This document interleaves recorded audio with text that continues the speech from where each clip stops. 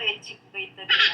Actually, based sa looks niya, hindi ko type yung mga, ganon, yung mga dirty. Hindi dirty, hindi siya dirty na tao. I mean, yung looks kasi niya, parang, hindi siya yung clean type. Parang bad boy. So, tatrabahin. Hindi siya yung clean type. Hindi. Pero I mean yung, alam mo yun, yung ganon.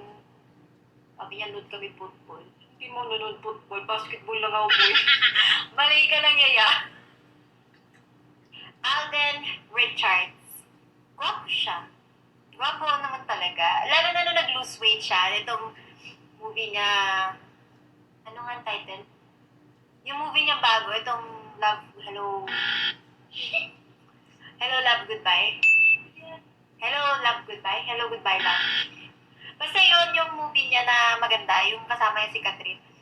Sobrang gwapo niya doon kasi nag-lose siya ng weight, tapos parang nagko-contour yung face niya. Basta naging sexy siya sa paningin ko. Matutuway. Next is Sian Lim. Hindi ko masyadong type yung mga chinito, yung super chinito na Chinese. Gusto ko talaga yung malaking mata na Pilipino. He's good looking. Pero hindi siya yung type ko. Para sa akin to tropahin. Gerald Anderson. Totropahin. Next question. Jay Cuenca. Hindi ko siya masyadong crush. Gusto ko yung mga Coco Martin, yung mga sweet. Sweet yung mukha.